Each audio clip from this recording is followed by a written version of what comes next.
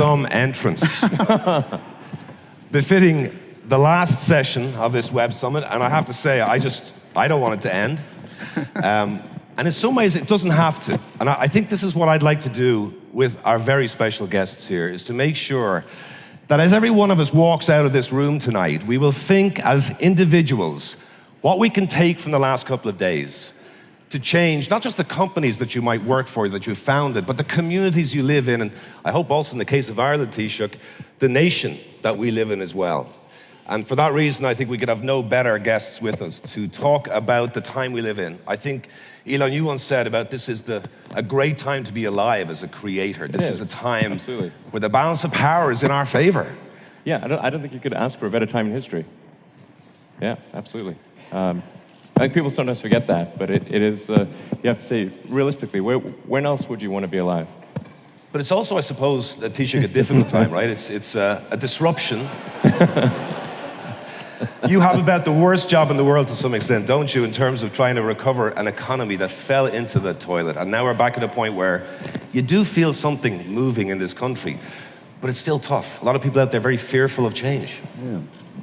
Well, it didn't just fall into the toilet, it got flushed out the other side. And it's been a long process to take it out of that tank, let me tell you, and shake it up and dry it off and put it on high ground.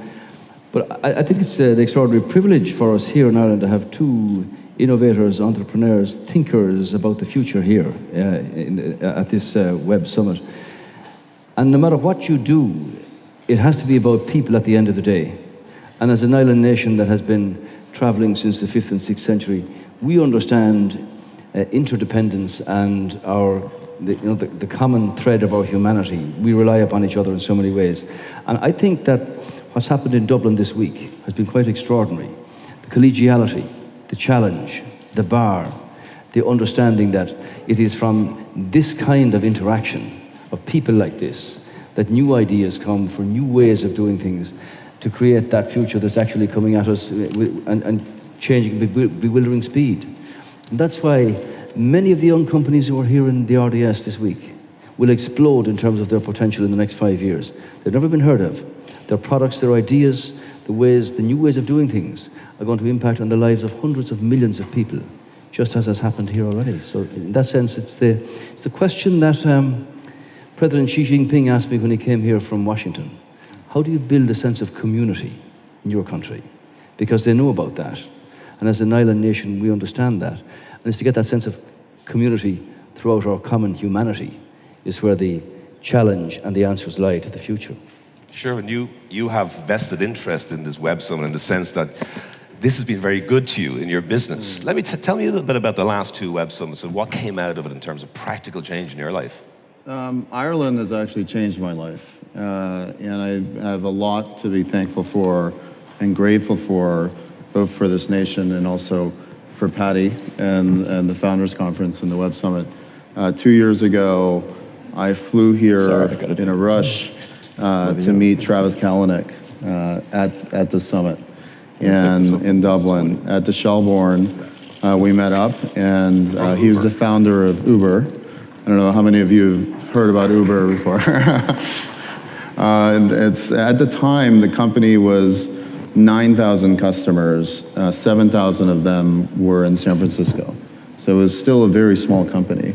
And it was a hotly contested investment, lots of competition. If I hadn't come here, I wouldn't have won that investment. I wouldn't have had the blessing and the privilege to be involved. Signed the term sheet at the Shelbourne that night and closed that investment. And that was a transformational event, and it was a transformational company as well to be involved in. And I believe the Cliffs of Moher, in particular, last year. The following year, absolutely. The following year, I came together with my co-founder of Sherpa Ventures, Scott Stanford, who was at Goldman Sachs at the time. He headed up all of the global internet practice. And we got in a car that was arranged by an amazing man named Eamon O'Connor, who recently passed. And he's a great man. And we got in a car and we drove to the tip of Ireland to see his house in this little village. And at the Cliffs of Moher is where we came up and finalized the idea of Sherpa. So those 2 years have been a really transformational time. And Sherpa is a whole new way of thinking about how to invest in companies and help entrepreneurs. Mark, isn't it a funny thing in a way that here in this building is where the Young Scientist exhibition has taken place for the last 50 years. And here you have the Web Summit this week, which is another new direction for all of that. I think it's absolutely fitting that this is where it should be, because it's the next platform. I think, Taoiseach, it's fair to say that we just can't take for granted the scale of this remarkable moment. I mean, one of the super connectors of Silicon Valley sitting beside me on my right, and somebody, and Elon, I had to go to find a quote from one of your former employees, which I thought really summed up a lot of what you have achieved. He said, he is Werner Braun, Howard Hughes, Henry Ford, Bill Gates, Steve Jobs, and every other badass rolled into one.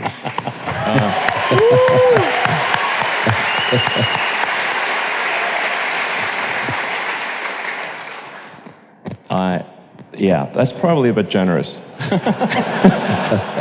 But talk about generosity now. You are moderately busy running $2 billion companies that are stretching the boundaries of space and time and energy. And you came to Dublin. What was the attraction of this event this time? I understand there's really going to be a great party tonight. I think you missed it. It was last night. Yeah, no, I wanted to come back to Ireland for a while. Last time I was here was about a third of a century ago. I was like 7 years old, and had a great time as a kid. Been wanting to come back for a long time, so this was a good opportunity to do so. Don't leave it so long next You time. keep coming back here, you know what I mean? Absolutely. We need you. We need you.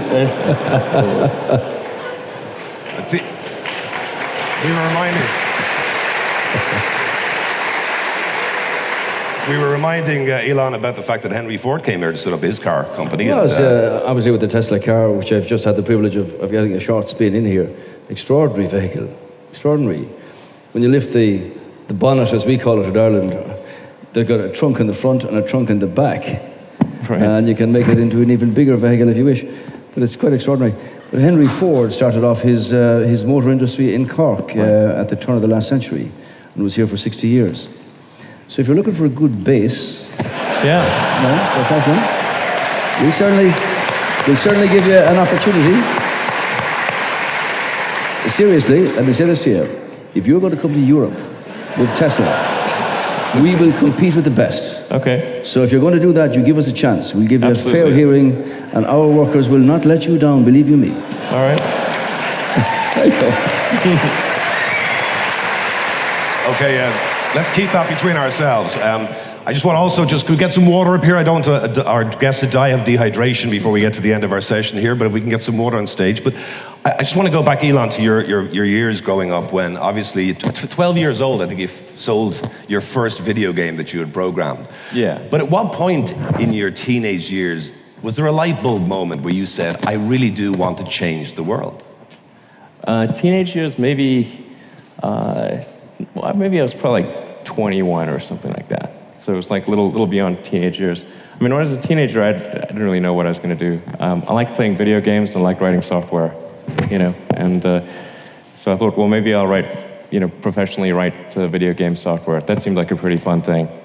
And then when I was in college, I just started thinking about, well, what's going to most affect the world? And there were actually I thought there were 5 things that I thought would most affect the world, 3 of which I thought would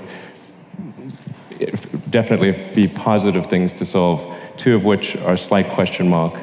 And then as it turned out, I was able to get involved in all 3 of those things, being the internet, sustainable energy, and space. Now, obviously, you revolutionized online payments, but after PayPal, other innovators might have moved on into the same area to have another success. You chose a completely different set of challenges to address. I mean, space. What was the thinking there? Why did you just follow your money back into online commerce, for example? I guess the thing that motivated me there was that I kept expecting that there'd be a manned mission to Mars. That was the continuation of the dream of Apollo. We went to the moon, then there was supposed to be a base on the moon, there were supposed to be space hotels, there were going to be human missions to Mars. and year after year, that stuff didn't happen. And at first I thought, well, maybe people have lost the will to do that. And I sort of came up with this idea to do a mission to Mars to kind of get people excited about that stuff again. But I came to the conclusion that I was actually wrong about that assumption. And there's plenty of will, and it's really about making sure that there's a way. If people think there's a way to do it without bankrupting the economy, I think there's plenty of will. And so that started SpaceX to try to improve rocket technology and just do as much as we can to advance that towards eventually, I'm not saying we'll take people to Mars, but we want to try to move things forward as much as possible.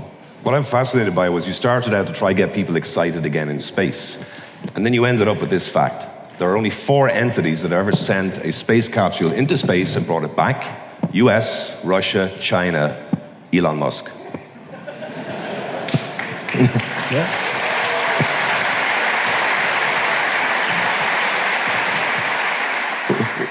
I have a lot of really great people at SpaceX. Yeah, and we've got an awesome team at SpaceX, and actually I think one of the things that isn't recognized is that, there's way too much attention paid to me, and it's really, that's not right. I mean, people want to focus, they want to identify with an individual, and so that sort of naturally is what occurs, but there's a super talented group of people at SpaceX who make it happen. You've done something remarkable in a couple of years, but can I just take you forward, let's say, 20 years? In your mind, what is your vision for humanity in 20 years' time, and particularly about space exploration? Well, I think the thing that would be really great is to have a base on Mars, and to ultimately and be making steady progress towards having it be a self-sustaining civilization on Mars. And I think that's the most powerful thing we can do to ensure the long-term survival of civilization. And it's just a very exciting future, I think. If you imagine a future where we're out there exploring the stars, and we're a multi-planet species, the scope and scale of society is that much greater. I find that sort of view of the future really exciting and inspiring. And there need to be things that are inspiring. There are lots of problems on Earth, and we'll always have problems on Earth. But there also need to be things that are inspiring, that make you want to get out of bed in the morning. And having a bright future in space, I think, is one of those things. I just want to touch on something that isn't talked about as much, especially about how Elon got there, is that founders and entrepreneurs have to have the ability to face death right in the face and survive. To be able to start a company and not give up and put everything you have, your heart and soul, into that company to bring it to life. And one of the things that Elon did with both his companies is an incredible example of that in terms of what you did in 2008, 2009. If you could touch on that and tell that story, I think it's so inspiring, and it really exemplifies what it means to be a founder. Sure, I can maybe give the short account of that time. And things were very, very tough in that 2007, 8, and 9 period, and even sort of the first half of 2010. And the low point was late 2008, because the first 3 launches of the rocket at SpaceX that didn't work. We had 3 failures in a row, and when I started the company, I thought, I'll make sure there's enough capital for 3 launches. But we managed to just barely scrape together enough to do a 4th launch, and in late 2008, that 4th launch worked, and that was our last chance. But Elon, that was the last chance, right? The company would have gone to the wall if the 4th. Game over, yeah. So what's going through your mind as you're watching that rocket blasting off for the 4th time? I mean,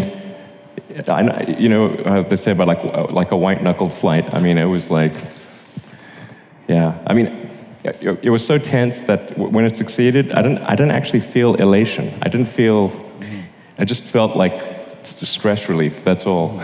It was, But having, I think this is something about founders, is having success and failure sitting side by side in a moment. Does it not drive you mad? I mean, to have to cope at that level of pressure? Yeah, that was pretty intense. There were some other compounding things, because at Tesla, we were raising around in summer 2008, and then the financial crisis hit, and you had General Motors and Chrysler going bankrupt. So trying to raise money for a startup electric car company in the face of that, it was like, I mean, people were angry that you even brought up the subject. And so we were only able to raise money from the existing investors, and I put everything I had remaining, and had to borrow money from friends for the Tesla financing round. And it closed on the last hour of the last day that it could close, which was 6 p.m. Christmas Eve, 2008. And we would have gone bankrupt a few days later. And they all think it's an overnight success. I think one of the lessons we can learn from this weekend here, Mark, is exactly what the two gentlemen are talking about. And that's to have a culture of not being afraid that something might go wrong, that something might fail.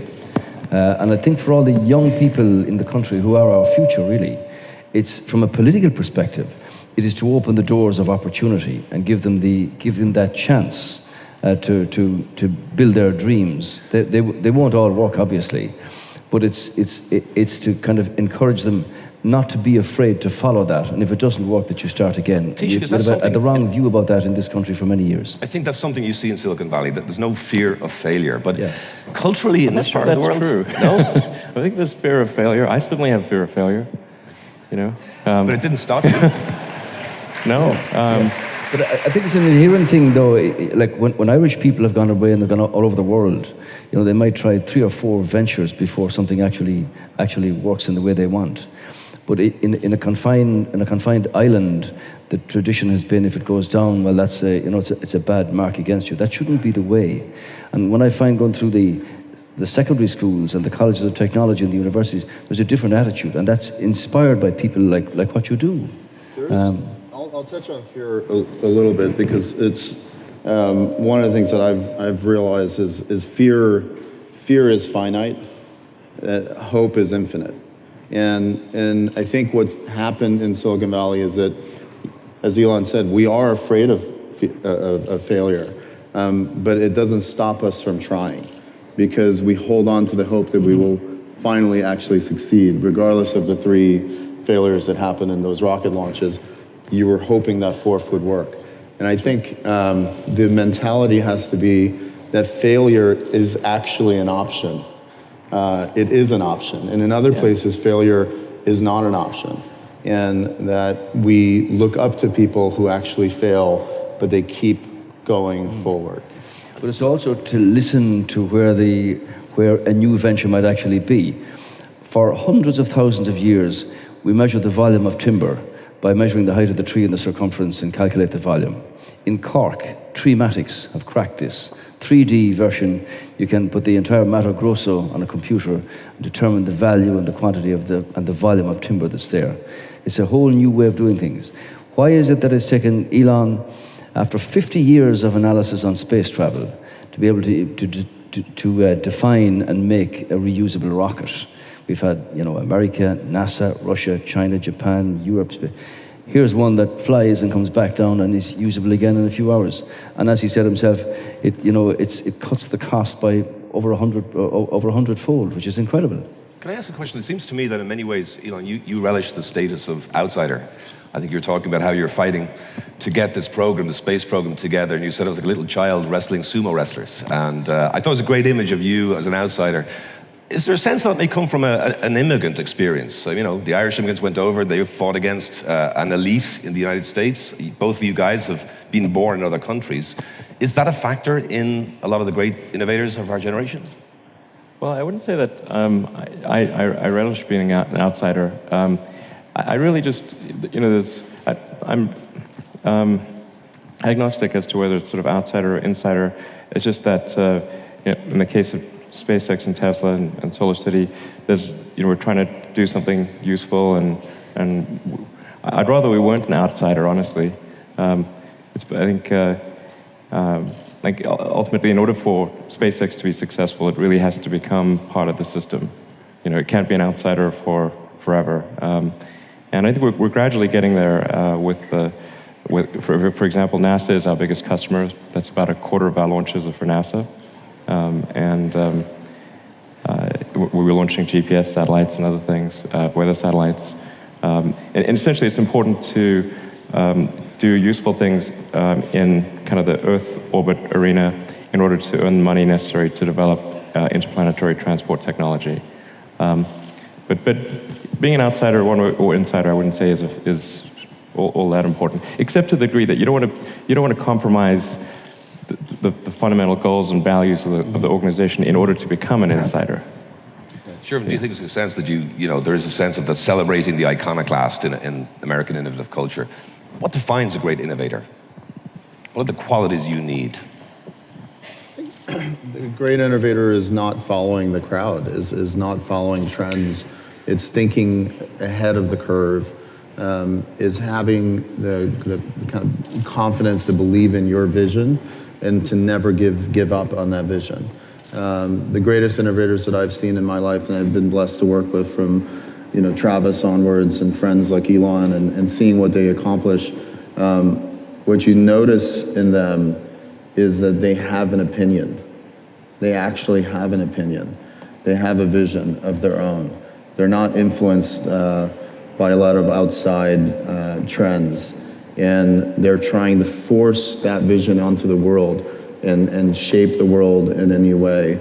And they have the courage to confront any of the fears that they might have in the path to make that vision come true. Let's pretend Elon's not here for a moment. I know you're a very good friend of his. Some people do stand head and shoulders above others. I think it's fair to say it, Elon. What makes somebody like Elon Musk special, different, better?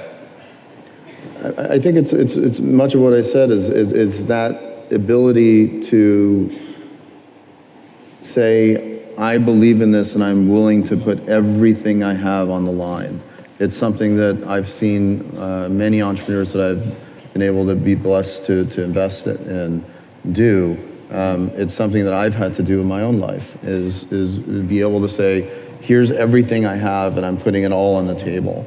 And if you're not willing to risk everything, to again, face your fears, if you're not willing to do that, if you don't have the courage to do that, you can't stand up high and be someone that people can look up to and say, that's how I would love to live my life, both professionally and personally. I would say it's driven by the power of imagination. It was Einstein who said that imagination is the greatest force because it encircles the entire sphere. And for somebody like Elon, to imagine something that's going to be different and to have the conviction and the belief to actually follow it through, despite the naysayers or the cynicism, it is about making decisive moves and have the courage to follow that imaginative force, out of which may come success and may not, like his Christmas Eve in 28. But it happened. But it's driven by somebody having a view, a thought, an inspiration, an imaginative quality to say, this is what I believe in. And whether it be, Jacques Cousteau to the sea so many years ago on the whole marine business, or the evolution of space travel and where we're going and how to get there, and the impact of that on humankind, it's driven essentially by an imaginative quality. The personality of the person carries that, followed by belief and conviction and really good people to make that become a reality. And Elon, sometimes that puts you against the conventional wisdom. So I'm thinking now, while you were giving us ways to get off Earth and go and colonize other places and planets, you were also trying to make life better here. So the solar energy is a big focus for you, Tesla, obviously. How difficult was it to convince the United States, a public that is in love with the car, and we're talking about the gasoline-powered car, sure, to embrace the idea of an electric car? Well, it was tricky at first. Essentially, we're going against the preconceived notion of what an electric car was, which was kind of like a golf cart. So people, that was literally their experience with an electric car. So they're used to a car that didn't look good, wasn't fast, couldn't handle well, had low range, and a golf cart. And so if that's the framework that people are coming from, then obviously when you say the word electric car, they're not going to have good associations.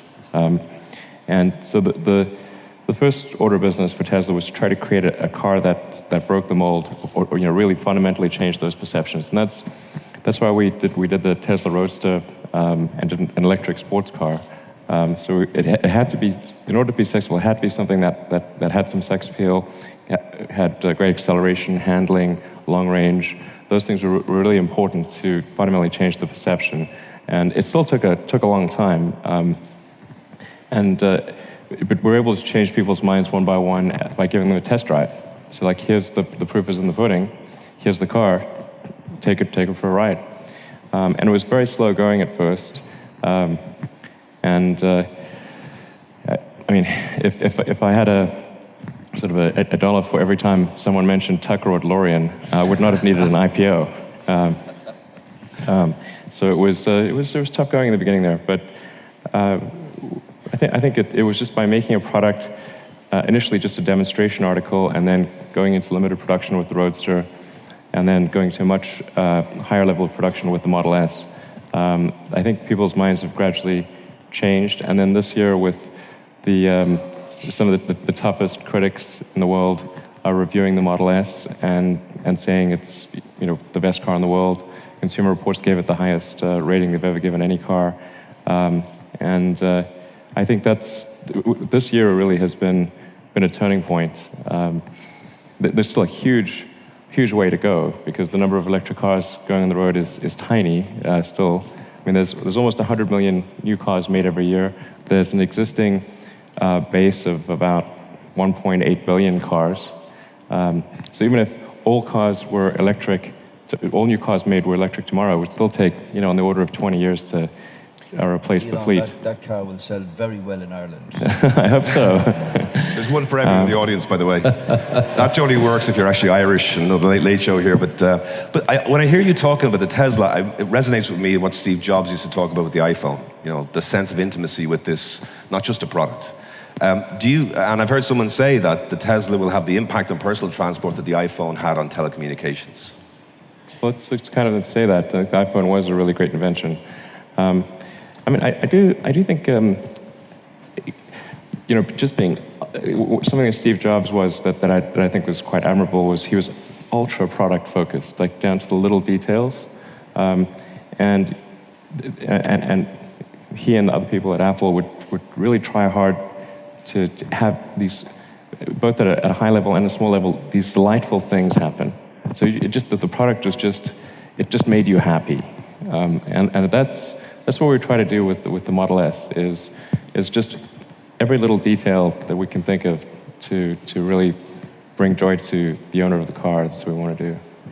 And when can we expect it on the roads of places like Ireland or this part of the world? Well, we should have the right-hand drive version in production in March, so I would imagine late March, April, that time frame, I hope there's many people who will buy it in Ireland. It would be great. And listen, I can't ask you to come to Ireland and not give a bit of advice, perhaps, to the Taoiseach. I was tweeting out this week saying, anyone got some good questions? It was a great question from somebody which said, Elon Musk, if you were the Taoiseach of Ireland, could you give us 3 pointers of what you would do to make us, put us there on the digital frontier? The digital frontier, okay. Well, I haven't really thought about digital stuff for a while, but... Any frontier. Any frontier. Well,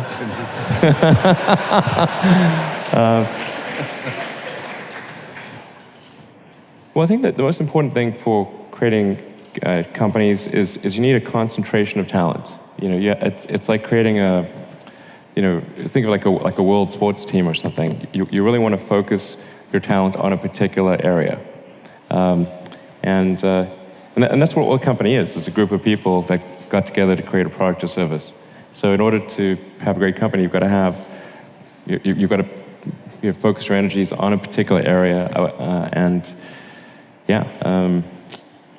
then make sure that from a regulatory standpoint, and from in terms of regulations and taxation and government support, that it's there for startup companies, and that it goes from startup all the way through the medium phase of the company. Because where most companies tend to not make it is not so much at that very beginning stage, it's that intermediate stage. So they'll, can they sort of reach escape velocity as a company? And when a new company is formed, and you're going up against established, big established companies, you're trying to build some kind of credibility, and it's incredibly important that companies are nurtured through that phase. I mean, it's just like a little sapling growing in a redwood forest. You've got these giant companies. If you don't get a little bit of sunlight and nutrition, it's game over. That's an important piece of advice, actually. As a small country, we don't have the resources to, spend on all the things that you might like to follow through. So we've looked at the areas where Ireland could concentrate on, like big data or logistics or whatever. And one of the things that is growing in importance here, Elon, is the capacity of many firms to mentor smaller firms and newer entrepreneurs coming through, to give the benefit of my experience, let's look at where you're headed. And there's a lot of that going on. I think it's very true to say that the more you get them together, the more the challenge and the results actually come from that. And if you ally that to a sort of an openness to say, look, we're going to give you the opportunity to have a go at this. If it works, great. If it doesn't, we're going to start again. I think that's where the future. We have the best demographics of any country in Europe for the next 25 years. When President Clinton was here, he said, all these young people, they're actually going to short circuit the rigors that so many other countries had to go through coming out of a recession. So it's in there. There's certainly real potential, and I thank you for that. And if you're sending that spacecraft off to Mars, I have a few people I could put on it for you as well. Maybe they could send it from Shannon. We could actually get SpaceX to Shannon. That was another suggestion I had from the Twitter machine. Well, listen, this man, either of you are welcome here anytime. You've done very well so far. Elon, we're a different kind of people. Personality of our people has been all around the world for centuries. We're open, pragmatic, work very hard, not afraid of that. And I think the young talent you have in the country, really, the essence of it was here all week, speaks for itself about their imaginative capacity to change the world and create the future. And anything we can do as a sort of a catalyst for that is our responsibility to open those doors and let them follow their dreams and build them through to reality, as you have done and will do for the future. Yeah, and absolutely. No, I was trying to think of, like, is there anything, what useful things can I say? I'm trying to say something that isn't just sort of a bland platitude. I think if for technology companies, you need engineers. So to the degree that there can be encouragement of that course of study at Irish universities, I think that would be really, really powerful.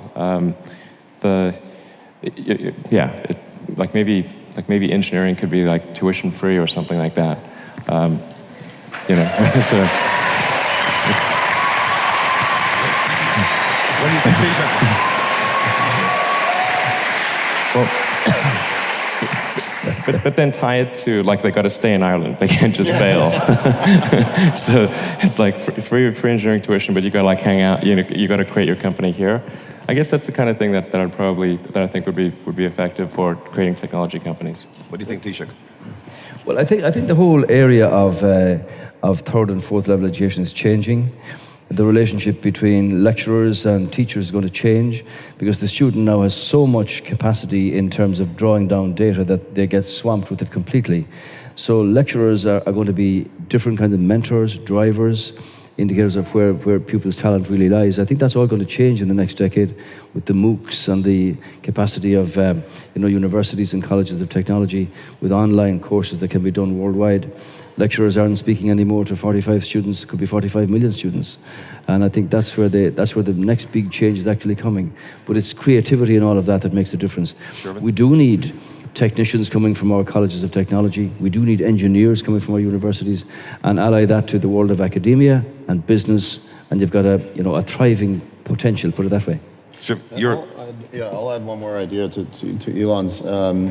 In the U.S., we co-founded something called the Startup Visa Act and started the visa movement with Dave McClure and a number of other entrepreneurs and VCs.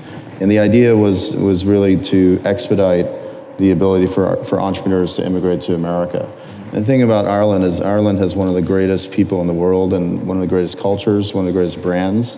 I would do something very similar as well. I'd just do a startup visa here in Ireland, attract entrepreneurs to come here and start their companies in Ireland, so that you're importing talent on top of growing and homegrown. Exactly. Yeah, Like the tuition thing, I'd say make it free for anyone that wants to come here from around the world. From all over the world. Yeah, because you need that concentration of technical talent. Yeah, we have relaxed the visa system. We give entrepreneurs who wish to come here, even with the right of residency, if they've got an idea and some capital, to be able to come here and get involved, if you like, in the energy that's coming off all of these creators that are in the country at the moment. I'm sorry to say, Taoiseach, but I'd probably be dragged off stage now because it's gone way over. It's been a remarkable conversation, I have to say. An honor for me. Can I just ask one very final question of each one of you?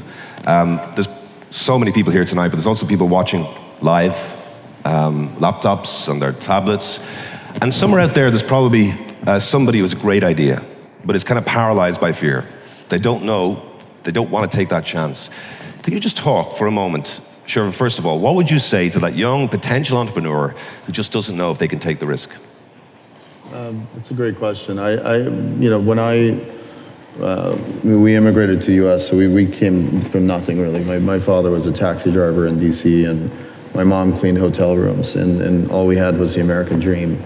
And I grew up just reading a lot of books and dreaming that I could be something and do something of value.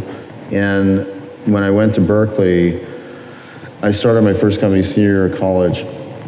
And one of my mentors taught me that you should always ask, that the answer is always no if you don't ask.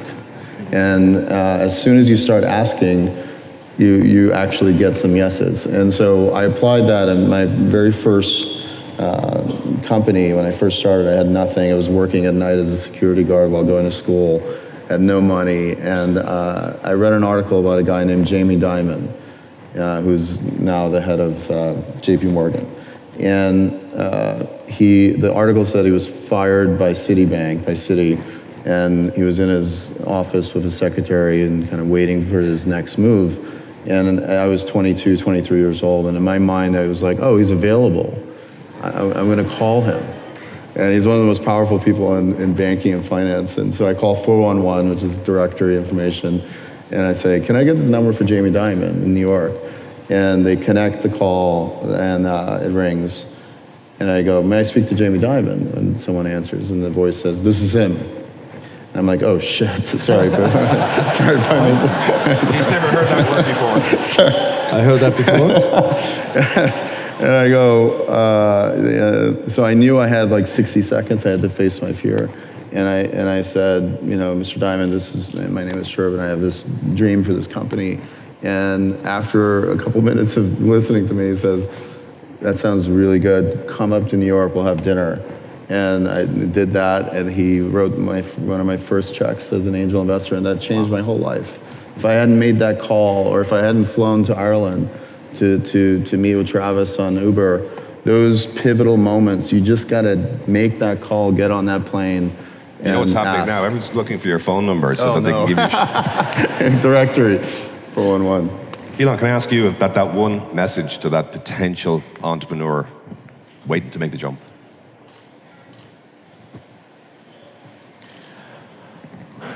Well, certainly, I think people should ignore fear if it's irrational, but even if it's rational and the stake is worth it, it's still worth proceeding.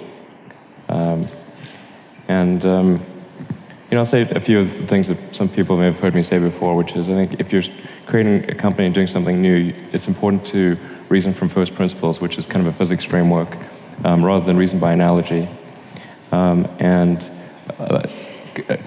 to get as much critical feedback as possible from friends, and you have to coax it out of them because they'll be reluctant to say it because they don't want to hurt you. But they know what's wrong with your product. You need to get it out of them. So. Yeah, thanks. I would think if somebody came to me, as they do occasionally, Mark, with ideas, I think I'd make arrangements to protect their patent because that's always an issue. but I think it's about giving them the confidence and the courage to follow through with it. Because if it's inside you, it's a bit like in my business, politics, if you don't deal with that, you grow into an old person bitter at not having had the courage to go and do it. So if an entrepreneur, an initiator, or somebody with an idea, if they don't follow it, it's always festers inside them, and time passes by and they miss the opportunity. We have no days to waste in life and no time to waste in dealing with the problems that we face.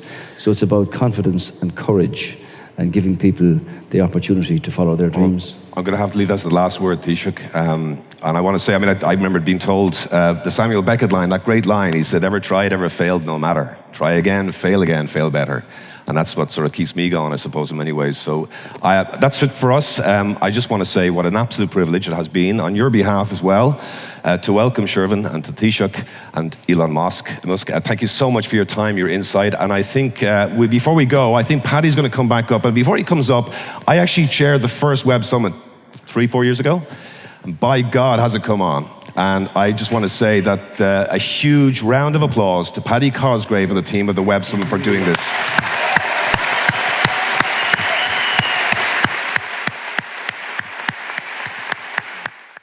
And then I think it's also important to reason from first principles rather than by analogy. So the normal way that we conduct our lives is we reason by analogy. We're doing this because it's like something else that was done, or it's like what other people are doing. But first principles is kind of a physics way of looking at the world. And what that really means is you kind of boil things down to the most fundamental truths and say, okay, what are we sure is true, or as sure as possible is true? And then reason up from there. That takes a lot more mental energy. And for batteries, they would say, oh, it's going to cost, historically it's cost $600 per kilowatt hour. And so it's not going to be much better than that in the future. And you say, no, okay, well, what are the batteries made of? So first principles would be to say, okay, what are the material constituents of the batteries? What is the spot market value of the material constituents? So you can say, okay, it's got cobalt, nickel, aluminum, carbon, and some polymers for separation, and a steel can. So break that down on a material basis and say, okay, what if we bought that in the London Metal Exchange, what would each of those things cost? Like, oh, geez, it's like $80 per kilowatt hour. So clearly, you just need to think of clever ways to take those materials and combine them into the shape of a battery cell, and you can have batteries that are much, much cheaper than anyone realizes.